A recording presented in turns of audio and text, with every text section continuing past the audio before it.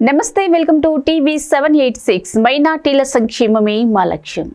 ఇక తెలంగాణ న్యూస్లోకి వెళ్తే, నిద్ర, ఆహారం వేళలు మారడంతో, కనీస శారీరక శ్రమ లేకపోవడం వంటి కారణాలతో మనిషి రోగాల బారిన పడుతున్నాడని, షుగరు, బీపీ, మెటబాలిజం, మతిమరుపు వంటి రుగ్మతులు చోటు చేసుకుంటున్నాయని కేపీహెచ్బీ కాలనీలోని సహస్ర క్లినిక్ డాక్టర్ హరిచంద్రరెడ్డి హెచ్చరించారు. వీటికి కారణం జంక్ ఫుడ్ తినడం, రాత్రి సమయంలో పనిచేయడం, పగలు నిద్రపోవడం, సెల్ఫోన్ కంప్యూటర్ యూసేజ్ పెరిగిపోవడం లాంటివి దోహదపడతాయి అన్నారు. చిన్నపిల్లల సైతం ఒబిసిటీ, మధుమేహం బారిన పడడానికి కారణం శారీరక శ్రమ లేకపోవడం, స్కూలులోనూ కనీసం ఇంట్లోనైనా ఆడుకునే పరిస్థితి లేకపోవడం పెద్ద కారణంగా చెప్పొచ్చు అన్నారు. ఇలాంటి వాటిని నివారించాలంటే సమయానికి తినడం, నిద్రపోవడం, వేకువనే లేవడం, ఆటలు ఆడడం, వేగంగా నడక వంటివి చేయాలని సూచించారు. ప్రస్తుత తరంలో నిద్రలేమికి చికిత్స చేయడానికి తాజా మందులు, ఆరోగ్యకరమైన జీవనశైలి పద్ధతులు అందుబాటులో ఉన్నాయి. మంచి జనరల్ ఫిజిషియన్, న్యూరో సైకియాట్రిస్ట్ వైద్యుల సహాయంతో రోగులు బాగా చికిత్స పొందవచ్చు, సంతోషకరమైన ఆరోగ్యకరమైన జీవితాన్ని గడపవచ్చు. ఈ మధ్య లాస్ట్ ఫ్యూ ఇయర్స్ నుంచి డయాబెటీస్ కేసెస్ అనేవి చాలా పెరిగిపోతున్నాయి. ఇండియా అనేది diabetes capital of the world అని కూడా అంటున్నారు. కాబట్టి మన పాపులేషన్ ఎక్కువ ఉండొచ్చు. మనం ఎస్పెషల్లీ ఇండియాలో, సౌత్ ఇండియాలో, తెలుగు స్టేట్స్లో మనం తినే ఫుడ్ మెయిన్లీ కార్బోహైడ్రేట్ బేస్డ్ ఉంటుంది.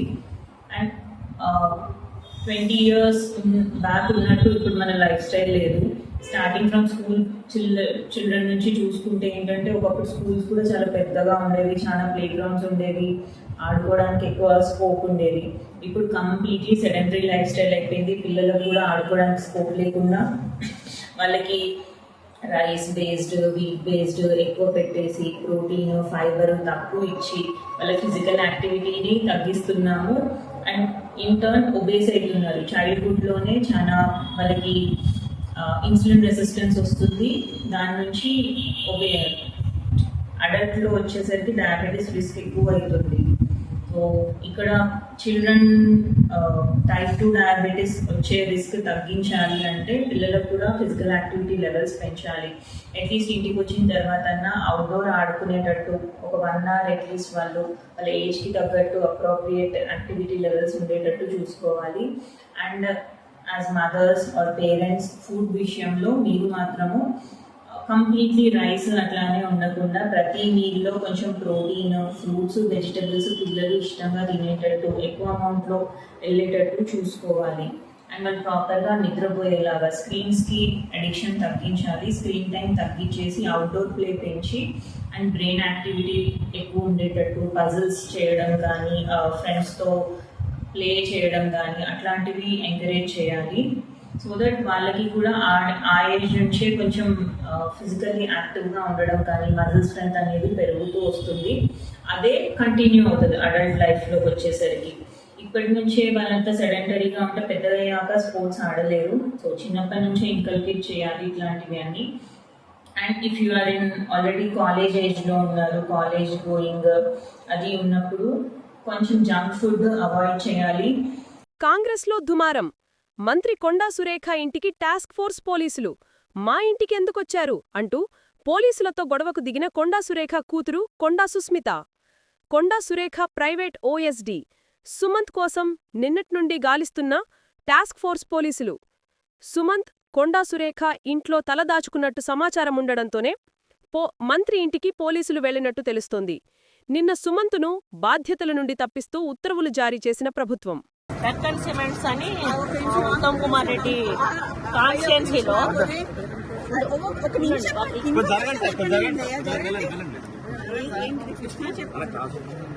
వరంగల్లో ఏ పోలీస్ స్టేషన్లో కేసు ఏందో తెలియదట. వరంగల్లో తీసుకుపోవాలట ప్రొటెక్షన్ కోసం అని చెప్పి వాళ్ళు జూబ్లీహిల్స్ పోలీస్ స్టేషన్ వరంగల్లో పెట్టిందట. ఇప్పుడు వరంగల్లో పెట్టిందట. కేసు ఇక్కడనే ఉంది. రేవంత్ రెడ్డి అమ్మ మంత్రి పదవిని పీకేయాలని చూస్తున్నాడు. సుమంత్ మీద కేసు పెట్టి దాన్ని మెల్లగా మా అమ్మ మీద డైవర్ట్ చేసి మా అమ్మ మంత్రి పదవిని తీసేయాలని చూస్తున్నాడు. కొండా సుస్మిత. ఇదే అండి, నేను అదే చెప్తున్నా. ఎటు చేసి ఎక్స్టార్షన్ కేసు కింద తీసుకొచ్చి మా నాన్నని ఆర్మ్స్ యాక్ట్లకి ఇరికిద్దామని చూస్తున్నారు అనేది నా అభియోగం. నేను అనుకుంటున్నా మేబీ బికాజ్ నేను చిన్నప్పటి నుంచి కేసులు చూసి పెరిగిన దాన్ని. నా కేసులు ఎట్లా పెడతారో నాకు తెలుసు. సీఎం రేవంత్ అన్న ఎమ్మెల్సీ పదవి ఇస్తానన్నారు.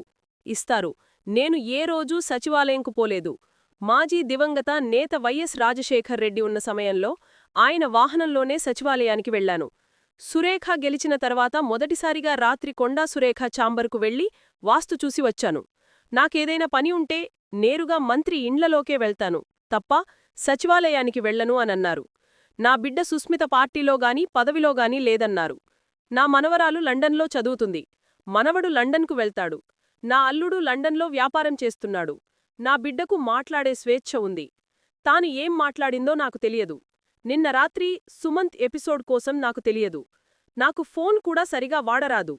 నాకు వరంగల్ మీడియా మిత్రులపై అమితమైన ప్రేమ ఉంది. నాకు ఎల్లవేళలా అండగా ఉన్నారు. ఉదయం నేను లేవగానే గేటు బయట మీడియా ప్రతినిధులు ఉన్నారు. నేనే లేచి వాళ్లని లోపల వచ్చి మర్యాద చేశాను. నాపై గతంలో చాలా కుట్రలు జరిగాయి. అందుకే కొండా సురేఖ వాహనం నేను ఈరోజు ఎక్కలే. మేము వేరువేరుగానే పర్యటిస్తాం. నన్ను టార్గెట్ చేస్తే ఎదుటివారికే నష్టం. ఇప్పటికే నేను చాలాసార్లు దెబ్బతిని ఈ స్థాయిలో ఉన్నాను అని అన్నారు.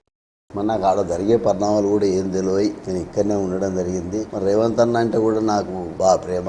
ఆయన ముఖ్యమంత్రి కావాలని అనుకున్న దాంట్లో నేను మొదటి. మరి కొండా సురేఖ మేము ఆ రోజు ఆయన పేరే సృష్టించడం జరిగింది. మరి అలాగే మరి కొండా సురేఖ గారు ఆయన మరి పాదయాత్ర చేసినప్పుడు ఆ రోజు రాజశేఖర రెడ్డి గారితో పోల్చింది. ఎందుకంటే ఈ తెలంగాణకు రాజశేఖర రెడ్డి గారి తర్వాత మరో రాజశేఖర రెడ్డి గారు రేవంత్ అన్న అని. ఆయనకు నాకు మధ్యలో ఏమి వైరుధ్యాలు లేవు. ఎవరైనా సృష్టిస్తే దానికి నేను బాధ్యుని కాదు. ఈ రోజు మీటింగ్ ఉంది. పట్నాయక్ గారు వచ్చారు. మరి ఆ మీటింగ్ మేము వరంగల్ ఎంకే నాయుడు కన్వెన్షన్ లో 10 గంటలకు పెట్టడం జరిగింది. దయచేసి నాకు ఒకరు టార్గెట్ కాదు, వాళ్ళు నాకు టార్గెట్ కాదు, నా రేంజ్ కూడా కాదు. బిగ్ బాస్ లో అశ్లీలత, పాశ్చాత్య సంస్కృతి ప్రోత్సాహం జరుగుతోందని ఆరోపిస్తూ సిద్దిపేట జిల్లా గజ్వేలుకు చెందిన రవీందర్ రెడ్డి, కమ్మరి శ్రీనివాస్, చంద్రశేఖర్ గౌడ్ మరికొందరి యువకులు కలిసి జూబ్లీహిల్స్ పోలీస్ స్టేషన్లో ఫిర్యాదు పేర్కొన్నారు. వారు తమ ఫిర్యాదులో పేర్కొన్నట్లు బిగ్ బాస్ షోలో కుటుంబాలు కలిసి చూడలేని స్థాయిలో అశ్లీల సన్నివేశాలు, అనవసర వాగ్వాదాలు, పాశ్చాత్య సంస్కృతి ప్రభావం పెరుగుతోంది. ఇది యువతపై ప్రతికూల ప్రభావం చూపిస్తోంది. అందువల్ల వెంటనే షోను నిలిపివేయాలని విజ్ఞప్తి చేశారు. బిగ్ బాస్ షోను నిలిపివేయకపోతే మహిళా సంఘాలతో అన్నపూర్ణ స్టూడియోను ముట్టడిస్తామని తెలిపారు. మా కాల్ని మన్నించి ఇంత దూరం వచ్చినటువంటి మీడియా మిత్రులందరికీ కూడా ధన్యవాదాలు తెలుపుతున్నాము. ఖచ్చితంగా ప్రజలు మీడియా ఏకమై కొట్లాడవలసినటువంటి సమయం వచ్చింది. జరుగుతున్నటువంటి సన్నివేశాలు చూస్తుంటే, జరుగుతున్నటువంటి కార్యక్రమాలు చూస్తే చాలా బాధ అనిపిస్తుంది.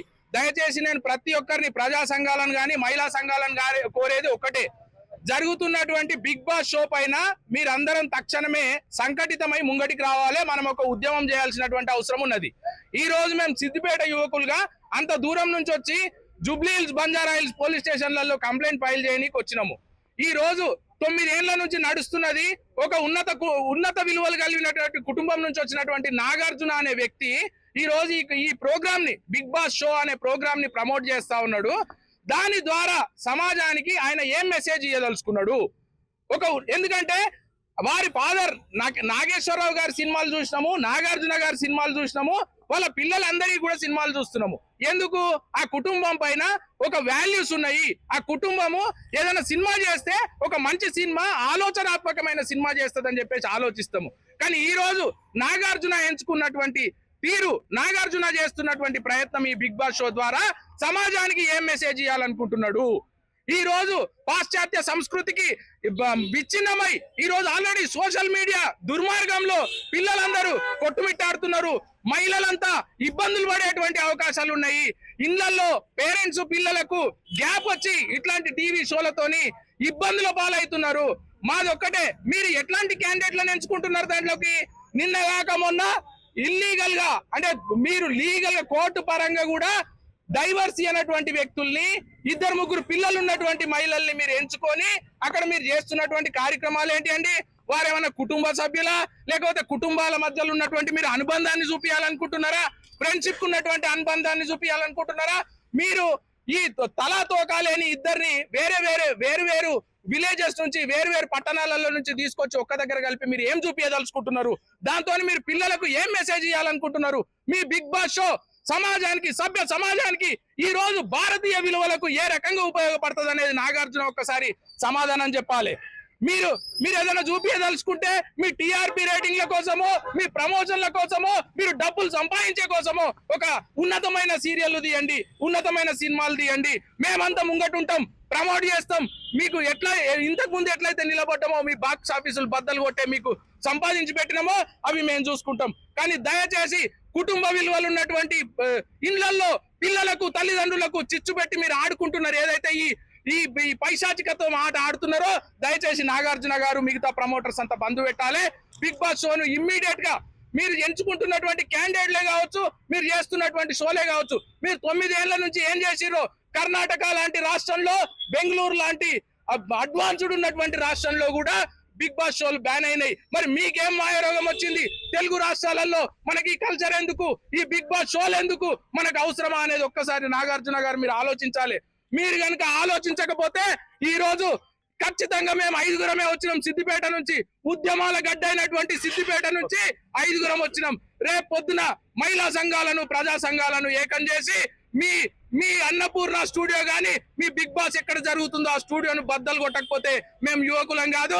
మీరు వెంటనే అందులో సెలెక్ట్ చేసుకుంటున్నటువంటి క్యాండిడేట్లను వెంటనే ఇమ్మీడియట్ గా విత్డ్రా చేసుకోవాలని చెప్పేసి నాగార్జునకు మరియు ఇతర ప్రమోటర్లకు హెచ్చరిస్తా ఉన్నాం. సైబరాబాద్ పరిధిలో ఇప్పటి వరకు 9 ఫేసుల్లో 1342 ఫోన్స్ బాధితులకు తిరిగి అప్పజెప్పిన పోలీసులు. పోగొట్టునుకున్న 601 మంది బాధితులకు ఫోన్లు తిరిగి అందించిన పోలీసులు. ఈ రోజుల్లో ప్రతి ఒక్కొక్కరూ సుమారు 2 ఫోన్లు వాడుతున్నారు. అనుకోకుండా పోగొట్టుకున్నా, దొంగతనం జరిగిన 1061 ఫోన్లు స్వాధీనం చేసుకున్నారు. స్వాధీనం చేసుకున్న మొత్తం ఫోన్ల విలువ 3,25,00,000 వరకు ఉంటుందని తెలిపిన పోలీసులు పోగొట్టుకున్న మొబైల్స్ని IMEI నెంబర్ను CEIR పోర్టల్ ద్వారా మొబైళ్లను ట్రేస్ చేసి రికవరీ చేశాము. 2023 ఏప్రిల్ నుండి ఈ IR పోర్టల్ ప్రజలకు అందుబాటులో ఉంది. ఎవరైనా సరే మొబైల్ పోగొట్టుకున్న వెంటనే స్థానిక పోలీస్ స్టేషన్లో కానీ CEIR పోర్టల్లో ఫిర్యాదు చెయ్యాలి తెలిపిన పోలీసులు. ఫోన్లు పోగొట్టుకున్న వెంటనే ఫిర్యాదు చేయకపోతే ఫోను దొరికినవారు ఆ ఫోను తప్పుడు పనులకు వాడితే అందులో మీరు కూడా ఇరుక్కుపోతారు. వాళ్లు బ్లాక్ చేసి మనకు ఆ సమాచారాన్ని అందుట్లో పొందుపరుస్తారు. ఈజీగా రికవరీకి ఉంటది. మొబైల్స్ రికవరీ చేయడంలో రాష్ట్రంలోనే తెలంగాణ పోలీస్ ముందుంది అని చెప్పడానికి గర్వంగా ఉందని తెలిపిన డీసీపీ. మన వ్యక్తిగత సమాచారం కానీ, ఆర్థిక సమాచారం అంతా ఈ రోజుల్లో సెల్ఫోన్లో ఉంటుంది. కాబట్టి సైబర్ క్రైమ్ బారిన పడకుండా మీరందరూ జాగ్రత్తగా ఉండాలని, ఎవరైనా దురదృష్టవశాత్తు సైబర్ క్రైమ్ బారిన పడితే వెంటనే 1930 నెంబర్కు కాల్ చేసి ఫిర్యాదు చెయ్యాలని తెలిపారు. సడన్గా ఇంకా జగదీర్గుట్ట పోలీస్ స్టేషన్కి వెళ్ళి నరసింహ సార్కి చెప్పాను. అప్పుడు సార్ అక్కడ ఉన్నారు. చెప్పిన తర్వాత ట్రేస్ అవుతుందమ్మా, నీ ఫోన్ ఎక్కడ పోదు, మీ బాబు ఫొటోస్ వస్తాయి, అన్నీ వస్తాయి అని చెప్పేసి చెప్పారు నాకు. అప్పుడు ఇంకా ఇంటికి వెళ్ళాను. తర్వాత మొన్న కాల్ వచ్చింది సార్ నాకు. మొన్న కాల్ వచ్చిన తర్వాత చాలా హ్యాపీగా ఫీల్ అయ్యాను. సార్ వాళ్ళకు అందరికీ ధన్యవాదాలు తెలుపుకుంటున్నాను సార్. నేను నా ఫోన్ ట్రేస్ చేసి ఇచ్చినందుకు చాలా థ్యాంక్స్ సార్. మీరు ఆరోగ్యకరమైన ఆహారము చాలా అవసరమని తెలంగాణ ప్రభుత్వ మాజీ కార్యదర్శి రాజా సదరం అన్నారు. ఆహారం అనేది నిత్య జీవితంలో ఒక భాగం అని, ఆహారంపై పిల్లలకు అవగాహన కల్పించడం శుభపరిణామం అన్నారు. హైదరాబాద్ బేగంపేటలోని కలినారీ అకాడమీ ఆఫ్ ఇండియా ఆధ్వర్యంలో ఇంటర్నేషనల్ చెఫ్ డే వేడుకలను ఘనంగా నిర్వహించారు. ఈ కార్యక్రమంలో తెలంగాణ రాష్ట్ర మాజీ కార్యదర్శి Raja Sadaram, culinary of India head of the department Akshaya Kulkarni, culinary academy of India సిబ్బంది తదితరులు పాల్గొన్నారు. ఈ సందర్భంగా పాఠశాల విద్యార్థులకు ఎలాంటి ఆహారం తీసుకోవాలి అనే దానిపై అవగాహన కల్పించడంతో పాటు రక్తదాన శిబిరం నిర్వహించారు. ప్రతి ఏడాది అక్టోబర్ 20న ఇంటర్నేషనల్ చెఫ్ డే నిర్వహిస్తున్నారు. ప్రతి సంవత్సరం ఒక్కొక్క థీమ్తో నిర్వహిస్తారు. ఏడాది ఫుడ్ ఎక్స్ప్లోర్ థీమ్ పేరుతో నిర్వహిస్తున్నట్లు culinary academy of India head of the department Akshaya Kulkarni తెలిపారు. ఆరోగ్యకరమైన ఆహారం ఏ విధంగా తయారు చేసుకోవాలి, ఎలాంటి ఆహారం ఆరోగ్యమిస్తుంది అనే విషయాలను పిల్లలకు అవగాహన కల్పిస్తున్నట్లు చెప్పారు. ఆరోగ్యకరమైన ఆహారం ఎలా తయారు చేసుకోవాలో పిల్లలకు తయారీ చేసి చూపించినట్లు ఆయన చెప్పారు. మరి ముఖ్యంగా మంచి ఆరోగ్యం ఉండాలంటే మిల్లెట్స్ ప్రధాన భూమిక పోషిస్తాయని తెలిపారు. హాయ్, నేను షెఫ్ ఓంకార్, ఇక్కడ కలినరీ అకాడమీ ఆఫ్ ఇండియాలో షెఫ్ ఇన్స్ట్రక్టర్ని. ఇవాళ మనం ఇక్కడ కలినరీ అకాడమీ ఆఫ్ ఇండియాలో షెఫ్ ఇంటర్నేషనల్ షెఫ్ డే సందర్భంగా ఫుడ్ ఎక్స్ప్లోరర్స్ అన్న థీమ్తో మనం చిన్న పిల్లలు, అదే గవర్నమెంట్ స్కూల్ పిల్లలకి పిలిచి మనం ఇక్కడ ఫుడ్ సర్వ్ చేస్తున్నాము. దాంట్లో మనం వచ్చేసి థీమ్ అనేది మిల్లెట్స్ థీమ్ ఉంది. మనం ఇక్కడ చిన్న పిల్లలకి ఎలా మనం నెక్స్ట్ జనరేషన్కి ఎలాంటి ఫుడ్, సస్టైనబుల్ ఫుడ్ ఎట్లా వాడాలి, ఎలాంటి లోకల్ ఇంగ్రీడియంట్స్కి ఎంత ఇంపార్టెన్స్ ఇచ్చి అది ఎంత ఆహారమైనది అని చెప్పడానికి మనం ఇవాళ ఈ ప్రయత్నం చేసాము ఇక్కడ. అలాగే ఇవాళ మనము ఈ పిల్లలకి ఎలా మనం ఆహారమైన ఫుడ్ కుకింగ్ చేయొచ్చు, ఇంకా దానికి ఎట్లా డే టు డే లైఫ్లో వాడుకోవచ్చు అనేది కూడా డెమో ఇస్తున్నాము ఇవాళ. అలాగే ఇవాళ ఇంటర్నేషనల్ షెఫ్ డే సందర్భంగా మనం బ్లడ్ డొనేషన్ క్యాంప్ కూడా ఇక్కడ ఏర్పాటు చేశాము. My name is Chef Akshay Kulkarni and I head the culinary operations at the Culinary Academy of India, Hyderabad. Every year on the 20th of October, we celebrate International Chef's Day. However, this year we have Diwali, so we are celebrating it on the 16th October. As per the World Association of Chef Societies, they have given the theme as Food Explorers. We need to educate young people to get into this profession, teach them how to eat healthy and balanced food, and use local ingredients in their cooking. So what we have done is we have invited students from the local government school, almost 100 in number, who will come to the college now, and we will teach them how to make millet laddus and also how to make millet biryani. The same food will also be served to all of them, and my students of final year and the second year will also encourage them to take up this profession, as we probably see that AI is taking over the IT world and a lot of jobs are being lost. So skill is something that will never get lost, and we will always require this. We have also organized a blood donation camp, and the students of this college will be donating blood as well. యజమానిని మోసం చేసి అద్దెకు తీసుకున్న కార్లను విక్రయించి సొమ్ము చేసుకున్న వ్యక్తితో పాటు మరో ఇద్దరిని చిలకలగూడ పోలీసులు అరెస్టు చేసి రిమాండ్కు తరలించారని తూర్పు మండల డీసీపీ బాలస్వామి తెలిపారు. నిందితుల నుండి 7 వాహనాలను పోలీసులు స్వాధీనం చేసుకున్నారు. ఉప్పర్ బస్తీకి చెందిన ప్రవీణ్ కుమార్ అనే వ్యక్తి శ్రీలక్ష్మి లాజిస్టిక్స్ కంపెనీలో డ్రైవర్గా విధులు నిర్వహించేవాడని పోలీసులు పేర్కొన్నారు. కంపెనీ యజమాని గణేశ్వర్ వద్ద వాహనాలను అద్దెకు తీసుకుని నెలవారీగా డబ్బులు చెల్లించేవాడు. 6 నెలల పాటు వ్యాపారం సాఫీగానే సాగినప్పటికీ అనంతరం నెలవారీ డబ్బులు చెల్లించకపోగా వాహనాలను తిరిగి ఇవ్వాలని యజమాని కోరడంతో వాటిని విక్రయించానని చెప్పాడు. వెంటనే గణేశ్వర్ చిలకలగూడ పోలీసులను ఆశ్రయించి ఫిర్యాదు చేయడంతో కేసు నమోదు చేసుకుని దర్యాప్తు ప్రారంభించి ప్రవీణ్ కుమార్ను అరెస్టు చేశారు. ప్రవీణ్ తన స్నేహితులైన రిజ్వాన్, అమరేందర్లకు వాహనాలను విక్రయించినట్లు పోలీసులకు విచారణ చేయడంతో వారిని సైతం అరెస్టు చేసి రిమాండ్కు తరలించారు.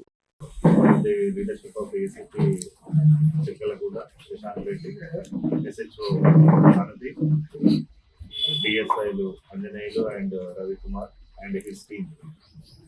వీళ్ళ ఆధ్వర్యంలో ఒక ఇద్దరు నటోరియస్ క్రిమినల్స్ ని అరెస్ట్ చేయడం జరిగింది.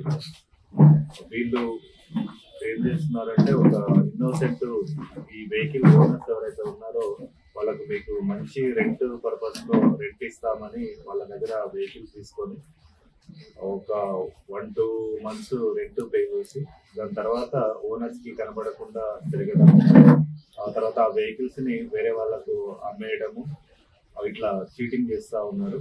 సో ఇదంతా ఒక ఆర్గనైజ్డ్ ప్రకారం జరుగుతుందని తెలిసింది. ఇందులో ఈ ఆర్గనైజ్డ్ గ్రూప్ లో A1 సంగిశెట్టి ప్రవీణ్ కుమార్ ఇతని దగ్గర ఉంటాడు. ఇతను ఇప్పటి వరకు దాదాపు 7 వెహికల్స్ ఈ ఓనర్స్ దగ్గర తీసుకొని A3 ఎవడైతే ఉన్నాడో ఈ అమరేందర్, ఇతను మెయిన్ అఫెండర్ అనమాట. ఇతను ఈ ప్రవీణ్ కుమార్ తీసుకొని A3కి ఇచ్చినప్పుడు ఈ ప్రవీణ్ కుమార్ అమరేందర్ డిస్పోజ్ చేస్తాం. సో వీళ్ళ మధ్యలో కూడా ఇంకొక అదర్ పర్సన్ కూడా ఉన్నాడు, MD రిజ్వాన్. ఇతను పైన బేగంపేటలో కూడా ఒక FIR నమోదైంది. ప్రజెంట్ గా అబ్స్కాండింగ్ లో ఉన్నాడు. వీళ్ళిద్దరి దగ్గర నుంచి ఒక మనము చిలకలగూడ PS పరిధిలో 7 వెహికల్స్ కూడా రికవర్ చేయడం జరిగింది. ఇందులో మన హైదరాబాద్ కి సంబంధించినవి ఒక 3 వెహికల్స్ ఉన్నాయి. రిమైనింగ్ 4 వెహికల్స్ కూడా, ఒకటి సంగారెడ్డి, 2 కరీంనగర్, తర్వాత ఇంకొకటి సంగారెడ్డి, కరీంనగర్, అమర్పేటకి సంబంధించిన 2 వెహికల్స్. సో టోటల్ 7 4-వీలర్స్ రికవర్ చేయడం జరిగింది వీళ్ళ నుంచి. ఆ తర్వాత ఈరోజు వీళ్ళిద్దరిని కూడా అరెస్ట్ చేసి రిమాండ్ చేస్తాం. ఈ థర్డ్ అక్యూజ్ ఎవరైతే ఉన్నారో ఎండి రిజ్వాన్ కూడా ఇద్దరు కూడా త్వరలోనే. కరీంనగర్ జిల్లా డీసీసీ అధ్యక్షుడి ఎంపికపై కరీంనగర్ అసెంబ్లీ నియోజకవర్గ సమావేశం రసాభాసంగా మారింది. పరిశీలకుల సమక్షంలో గ్రూపు రాజకీయాలు బహిర్గతమయ్యాయి. డీసీసీ అధ్యక్షులు కవ్వంపల్లి సత్యనారాయణ, పార్లమెంట్ నియోజకవర్గ ఇన్ఛార్జ్ వెలిచాల రాజేందర్రావు అనుచరుల మధ్య వాగ్వాదం జరిగింది. తోపులాటతో ఉద్రిక్త పరిస్థితి నెలకొంది. ఆందోళనకు దిగిన వారిని బయటకు పంపించిన పరిశీలకులు అధ్యక్షుడి ఎంపికపై పార్టీ శ్రేయుల అభిప్రాయాన్ని తెలుసుకున్నారు. హైదరాబాద్ నగర శిబిరంలో మళ్లీ రేవ్ పార్టీ కలకలం రేగింది. మాదక ద్రవ్యాలు, మద్యం, క్యాసినో కాయిన్స్తో సాగే ఈ రాత్రి పార్టీలకు మరోసారి తెరలేసిన ఘటన ఇది. రాచకొండ పరిధిలోని మహేశ్వరం మండలం చెర్రారెడ్డి రిసార్ట్స్లో ఈ రేవ్ పార్టీ జరిగింది. విశ్వసనీయ సమాచారం ఆధారంగా ఎస్ఓటీ పోలీసులు రాత్రి ఆలస్యంగా దాడులు నిర్వహించి రిసార్ట్స్లో జరిగిన అశ్లీల విందును అడ్డుకున్నారు. లింగంపల్లి గ్రామంలోని ఒక ఫామ్ హౌస్లో రేవ్ పార్టీ నిర్వహిస్తున్నారన్న పక్కా సమాచారంతో ఫామ్ హౌస్పై పోలీసులు దాడి చేసి రేవ్ పార్టీని భగ్నం చేశారు. రేవ్ పార్టీలో 25 మంది పురుషులు, 8 మంది మహిళలు ఉన్నట్లు పోలీసులు తెలిపారు. 2,40,000 నగదు, 15 మొబైల్ ఫోన్లు, 11 వాహనాలు స్వాధీనం చేసుకున్నట్లు పేర్కొన్నారు. అనంతరం రేవ్ పార్టీలో పాల్గొన్న వారిని మంచాల పోలీస్ స్టేషన్కు తరలించినట్లు పోలీసులు వెల్లడించారు. అనుమానాస్పదంగా కొంతమంది వ్యక్తులు అమ్మాయిలతోని ఉన్నారనే నమ్మదగిన సమాచారం మీద రైడ్ చేయడం జరిగింది. ఇక్కడికి వచ్చి చూస్తే దీంట్లో 2 గ్రూపులుగా, ఒకటి వేద అగ్రి అనేది ఒకటి గాజుల రామారానికి సంబంధించినటువంటి dealer, Tirupati Reddy company, seeds company owner. అతను వాళ్ళ డీలర్లని కొంతమందిని తీసుకొని వచ్చి ఇక్కడ పార్టీ అరేంజ్ చేశాడు. ఆ పార్టీ లిక్కర్ పార్టీ అరేంజ్ చేశాడు. దాంతోపాటు కొంతమంది లేడీస్ను కూడా తీసుకొచ్చి, అంటే డ్యాన్స్ ప్రోగ్రామ్ అనేది పెట్టడం జరిగింది. దాంట్లో అతనికి సంబంధించినటువంటి డీలర్లని కూడా కస్టడీలోకి తీసుకోవడం జరిగింది. అది ఇంకొక రూమ్లో రాక్ స్టార్ అనేది ఇంకొక సీడ్స్ కంపెనీ ఉంది. ఆ కంపెనీకి సంబంధించినటువంటి సైదారెడ్డి వాళ్ళు ఒక 30 మెంబర్స్ డీలర్లను తీసుకొని వాళ్ళు కొంతమంది లేడీస్ని తీసుకొచ్చి ఆ పక్క రూమ్లో అక్కడ వాళ్ళు కూడా మందు తాగుతూ డ్యాన్స్ ప్రోగ్రామ్ అనేది చేయడానికి ప్రయత్నం చేస్తున్న క్రమంలోనే పోలీసు వాళ్ళు రావటం, పట్టుకోవడం జరిగింది. ఆ 2 కంపెనీ వాళ్ళ ఓనర్ల మీద మరియు ఈ రిసార్ట్ ఓనర్ మీద, మేనేజర్ మీద, మరి ఎవరైతే డీలర్లు వచ్చారో వాళ్ళందరి మీద కూడా కేసులు చేసి రిమాండ్కి తరలించడం జరుగుతుంది. దీంట్లో ఇక్కడ మందు ఎక్సైజ్ ద్వారా మందు తెచ్చుకున్నారు. ఒక 2 full bottle, cotton full bottle ఉన్నాయి. అక్కడ ఒక ఫుల్ బాటిల్, ఇక్కడ ఒక ఫుల్ బాటిల్ కాటన్, ఒక బీర్ బాటిల్, అక్కడ ఒక కాటన్, ఇక్కడ ఒక కాటన్. ఇంతవరకు మందు మాత్రమే ఉన్నది, వేరే ఏమీ లేదు. మందు తాగుతున్నారు, లేడీస్తోని డ్యాన్స్ ప్రోగ్రామ్ కండక్ట్ చేయాలనేది వాళ్ళ యొక్క ప్లాన్. ఇక్కడ గాంజాయి దొరికితే టెస్టులు నిర్వహించడానికి ఆస్కారం ఉండేది. ఎలాంటి డ్రగ్స్ కానీ ఇలాంటివి లేవు. ఒకదానికి తీసుకున్నారు, ఒకదానికి పర్మిషన్ తీసుకోలేదు. ఆర్కెస్ట్రా అలాంటిది ఏం లేదు. ఓన్లీ ఒక చిన్న 2 బాక్సులు ఉన్నాయి, సౌండ్ బాక్సులు 2 పెట్టారు. ఆ 2 సౌండ్ బాక్సులతోని స్టార్ట్ చేశారు. అంటే ఈ మహిళలంతా ఎక్కడ వాళ్ళు సార్? వివిధ ప్రాంతాల వాళ్ళు. వాళ్ళ ఆర్గనైజర్ తీసుకొచ్చారు. ఆర్గనైజర్ మీద కూడా కేసు రిజిస్టర్ చేయాలి. ఈవెంట్ ఆంధ్రప్రదేశ్, తెలంగాణకు సంబంధించిన వాళ్ళు.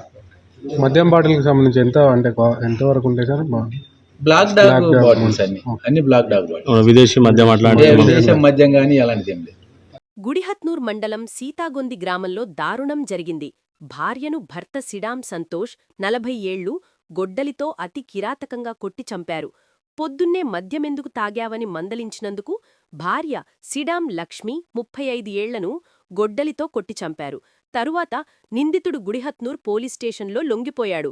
పోలీసులు కేసు నమోదు చేసుకుని దర్యాప్తు చేస్తున్నారు. హిమాచల్ ప్రదేశ్లోని ఊనాలో హిమాచల్ రోడ్వేస్కు చెందిన ఒక బస్సు అతివేగంతో ప్రయాణిస్తూ అదుపులోకి తీసుకుని డివైడర్ను ఢీకొన్నింది. ఈ ఘటనలో బస్సు డివైడర్ను ఢీకొని వెనక్కి తిరిగినప్పటికీ అదృష్టవశాత్తు బోల్టా పడలేదు.